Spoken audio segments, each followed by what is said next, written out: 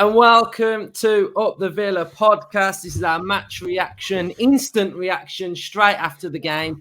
Leeds United 0, Aston Villa 0. Villa fans, if you haven't already, be sure to subscribe to the channel. Drop the video a like. We want your thoughts in the comment section down below. It goes off like a fan forum every time. And if you haven't already voted, go on the footballcontentawards.com and give us a vote. Best new content creators. We're in the final. So let's go for it. So Leeds 0, Villa 0. It was an entertaining 0-0.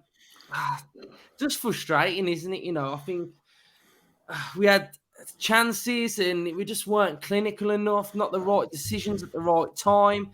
And it's just frustrating. We just leave the pitch frustrated. A point, decent, but you don't. There's no given right when you're playing against a team that's down to 10 men that you need to go on and win that game. It's down to you to earn it, and I just don't think we had enough composure and enough quality in front of goal today. I think we created numerous chances, good chances, but it's just the finishing. Justin, what were your thoughts? I'm disappointed overall we didn't win the game because, you'd like to think you could win the game when you go down to 10, the opposition goes down to 10 men. I didn't mind the first half. I know a lot of people were really frustrated at half time, but I thought it was a battling game. I thought the back four did well. I thought the midfield, were very, they got in, didn't they? They didn't give anything away. So it was like quite an attritional game, wasn't it? An old-fashioned blood and thunder, tackles flying in, yellow cards. I think you could see the red card coming a mile off, couldn't you? It's never easy going anywhere in the Premier League, innit? Nobody's going to give you 3 points, so you have to go and earn it. And second half, they went down to 10, and then you just hope we can open them up. We can just have that moment of magic, that little bit of quality where you just score that goal. And we had chances, didn't we? And ultimately, the game was about not putting them chances away. It's hard not to single people out, but Ollie Watkins had 2 or 3 occasions. I mean, I know he's got a finishing coach. Is there any chance that finishing coach can teach him how to dink the ball over a goalkeeper? Because every time he gets into that position, he just tries to drive it low, and the keeper's natural position is to spread himself. So just lift the ball. Go and watch Lionel Messi's best ever goals, because the amount of times he gets in that position, he just dinks the ball over the keeper into the net. Really unlucky with the Coutinho effort. Fantastic ball in from Bailey. Coutinho did wonderfully well to control that volley and with what but then who was there on the follow-up? Exactly. He's there in the right place and he gets his feet all muddled up and he's trying for some godforsaken reason to flick the ball in with his right foot when you've just got to smash it with your left foot. As I say, it's hard not to single anybody out, but in a game so tight with so few chances like that, whatever chances you get, you got to score them. And they had 1 shot on target the whole game. We had 19 goal attempts, 7 on target, of which I would think off the top of my head 5 or 6 fell to Ollie Watkins. So he's got, I don't know. It's a recurring problem, isn't it? He's got to really get himself together, and if not, I think it could be time for Danny Ings to come in and start again. But overall, frustrating. I don't think it's a let's all have a meltdown game, but I think it's something that they've got to really try and work on now. He's finishing and the final third and a bit of quality. I mean, we ended the game with Bailey, with Buendia, with Coutinho, with Ings, with Watkins, with Ashley Young bombing down the left. McGinn was having a strike right at the end as well. So you've got to be disappointed that we haven't scored a goal today against 10 men in that second half. So, it's very frustrating. But we didn't lose the game. We stopped the rot away from home, 3 losses on the trot, and finally got a point with this away shirt. Cool. Ryan, how did you see the game? Well, if we won today, I was actually going to treat myself to that away shirt because initially when it first came out, I was a bit dubious about it, but it's sort of grown on there. I do quite like it. But it was a very scrappy affair, wasn't it? I thought we rattled the Leeds fan base in the ground straight away with a bit of game management from Martinez and Mings slowing the games down, taking their time with the goal kicks and stuff like that. And it transpired onto the pitch. And the players were getting frustrated, they were getting edgy, and the challenges were flying in. And I was saying on the group chat, he's just coming, and everyone could see it. Everyone could see the red card coming. The ref likes to dish the cards out as well. So once it did happen, I tried to remain calm and just, try and enjoy the game and hope it just naturally happens and we take the lead. But like you said there, Justin, we've really struggled to be ruthless. That's something that we wanted to be this season. You're mentioning about Watkins finishing there, driving it low. Is it a confidence issue? You're taking no chances if you drive it low. You're hitting and hoping where that bit of composure, the little dink finishes, they're like natural finishes. You probably expect to see that off the likes of Archer and stuff like that. But Watkins is not a natural finisher, is he? He's not naturally a striker. He's a winger converted striker. And for everything that he done well today in the game, I thought his hold-up play was very good. His pace is a threat. He's playing on the line all the time. But he balls down to putting that ball in the back of the net. And sadly for him today, it was lacking. Like the rest of the team, I had a fiver on Coutinho first goal, 9-1. So I was like, out my seat for that one that smashed the post. Again, it's just not working for Coutinho at the minute. 100% full effort, it's just not falling for him, is it, in this final third? I thought defensively we looked sound. The injury. Oh my God, how is our luck at the minute? But as good as those fullbacks played, I do feel that we sort of missed the attacking presence of the fullbacks. I thought that would have, having Luca Dean and Cash today would have given us that bit more cutting edge, that bit more threat in the final third, especially down to 10. But, Konza filling in at right back, thought he looked very solid, very sound. Obviously, the left back was having a good game until he pulled his hamstring. And, it's such love. And he played 2 90-minute games for Sweden, the last 2, during the international break. And, you can't even see 45 minutes out. Yeah, it is cursed, isn't it? Benderak, he was like untested, really, wasn't he? He had an easy afternoon. And ultimately, it's disappointed with the finishing and the fact that McGinn had to make a game-saving tackle right at the death. Leeds could have snuck it. So ultimately, we've got our first point away from home. So there's a positive to build on. I thought we looked solid enough. So it's hard to be too disheartened, but the cutting edge has got to improve.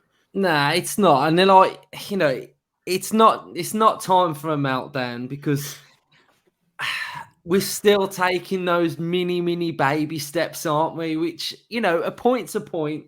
It's like you said, it's our first point away from home. The performance, was it good? I'd say we deserve to win the game. I think we created enough chances to win the game. That's another thing that this season we've not been creating as many chances. And today we created an abundance of chances, probably the most chances we've created all season, and we haven't scored. And, against Southampton at home, we hardly created anything, but we came away with a 1-0 win. So it is frustrating. But, for me, it just boiled down to that lack of quality in front of goal. And probably a little bit of luck. Did we deserve a bit of luck today for one of them to just nestle in the net? Probably. But yeah, I thought Buendia was good when he came on. I was a bit infuriated with Bailey today. It was so annoying watching him when he was he'd do the first part all right, and then he cut back and run back into a bit of danger, and that was a little bit annoying. And, I thought first half when it was 11v11, we did start to get on top of that game, didn't we, towards the end of the first half? We were getting on top. We were beating the press. You saw Ramsey driving. Bailey did have that one decent chance as well. So, at half-time, I was thinking, we're more in this game. And obviously the red card came and we was just incomplete, sort of just kept going. And I thought Konsa did okay when he went at right back. I thought he was all right. You could tell doesn't play there all the time because he was a bit loose at times, but I thought he did okay.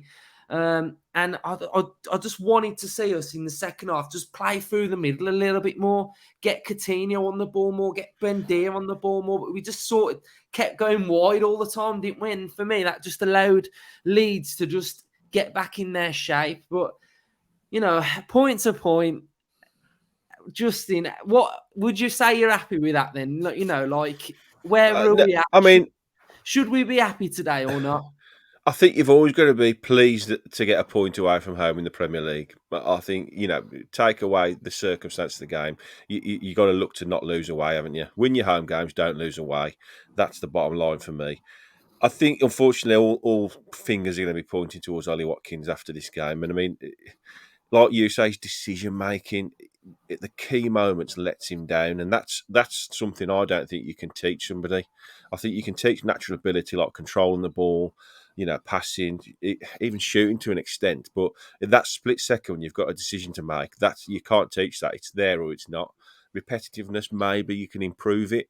Like that free kick right at the end, I thought it was a very clever free kick. He did really well to hold himself on line. He gets acres of spacing on the right hand side, cuts back, and there's about 4 or 5 at the back stick. All he's got to do is dink the ball into the back stick, and he's driving it along, trying to drive it through 4 or 5 Leeds players, and it was never going to get anywhere, was it? And that's what I'm saying. Key moments of the game, and you have to start questioning.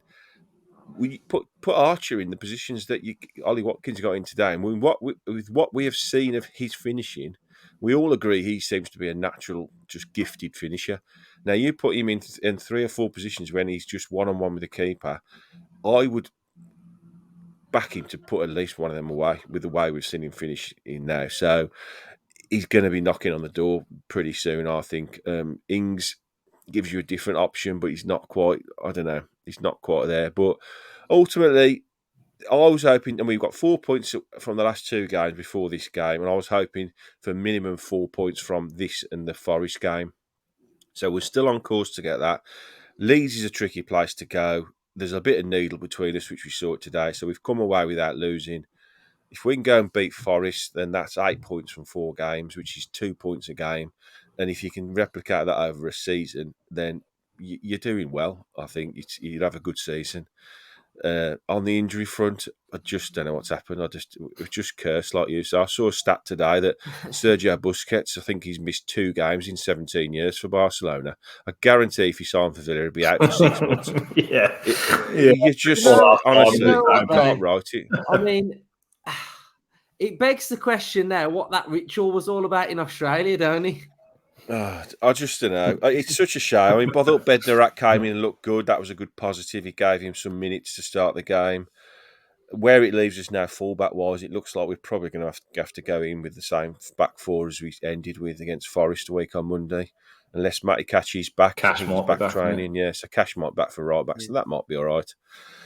Ashley Young never lets us down. Overall, everybody's going to be a bit disappointed with the game. There's going to be varying degrees of disappointedness from full meltdown to let's just not try and get too over the top, carried away with it. It's very important now we go and beat Forest. I think that I'm not going to say a must-win game, but I think it's very important to keep our season hopefully going in that trajectory to go and get 3 points at the City Ground, and that would hopefully calm things down again. Ron, do you want to add anything before we finish off? Yeah, I'm with Justin on that. I think we have got to look at that Forest game and try and get the 3 points there, definitely. I was pleased, again, with the structure. I thought we were solid. Leeds didn't really threaten us. There was a couple of first half opportunities that flashed across the 6-yard box, but Martinez wasn't really tested at all, is he? So, I'm quite pleased with the shape. I thought Ramsey was playing well, bursting through in the first half, sort of faded off a bit in the second. But overall, I'm not too disheartened with today. Yes, I'd love the 3 points like everybody else.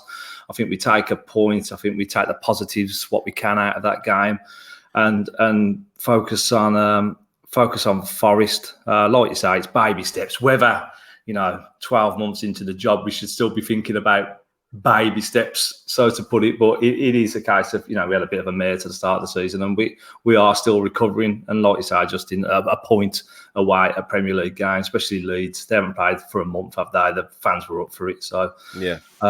So we take the point and we move on. I'll just say one more thing before we go.